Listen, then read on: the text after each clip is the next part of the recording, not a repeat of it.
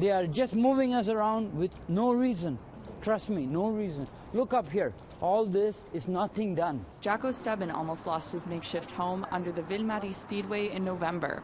But Quebec's Transport Ministry and the City of Montreal decided to allow the homeless camp to stay up for the winter, postponing their construction in the area. It's safer here and it's more quiet. The people are nice.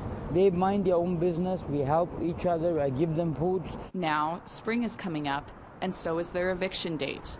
Jacko doesn't understand why they can't just be moved to a spot they're not working on. For the last 10 years, that's what they always do. They move us to another corner and they continue working here. While Quebec's Transport Ministry says people need to clear out from under the bridge so construction can continue safely, David Chapman of Resilience Montreal says the campers will lose their sense of security and community if they're forced out.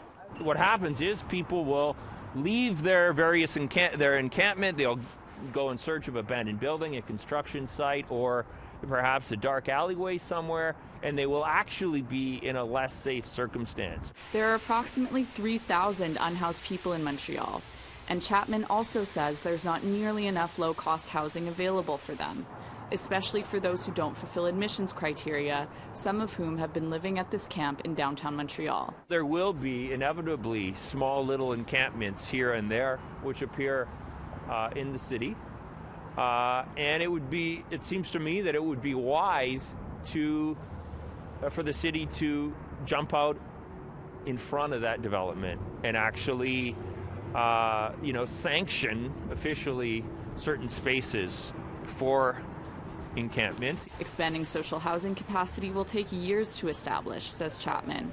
So will the City of Montreal find a new campsite for this community of around 15 people in the meantime? Aliyah Hassan-Cornal, the counselor advising on reconciliation, says, C'est pas quelque chose qui est discuté en ce moment.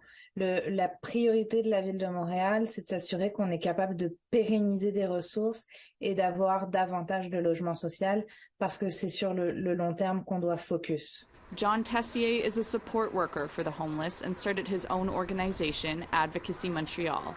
He knows the challenges of living on the street firsthand. Never a shortage of them in this neighborhood. A decade ago, he was battling addiction on the streets of Montreal. There's so many steps that need to be taken, and you can fall through the cracks at any one of them. I mean, there's many organizations that will help you get into detox, but a week later, you're back on the street, and you're back at square one. The newly opened Maison Akhwà'tsire hopes to prevent that.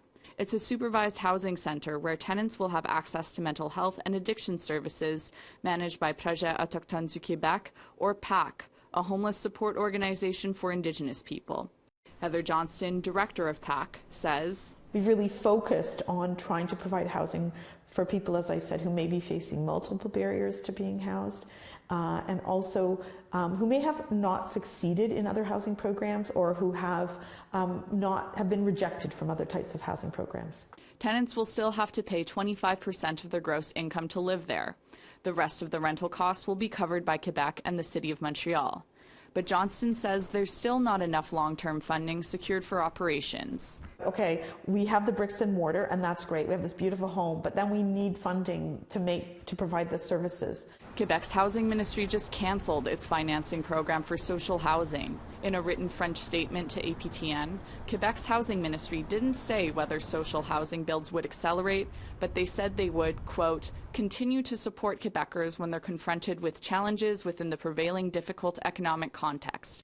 Meanwhile, this year, Montreal increased its police budget by the largest amount in the city's history, $63 million. There's a lot of money for police and for bike paths, but it doesn't seem like there's enough funding for grassroots community organizations and frontline workers that already have a relationship with the community they're serving. While the future for people experiencing homelessness is uncertain, people like Chapman, Johnston, and Tessier will continue to fight to put a roof over everyone's head. And as a community, we have to decide what's important to us. Do we care about people or we don't? Emilia Fournier, APTN National News, Montreal.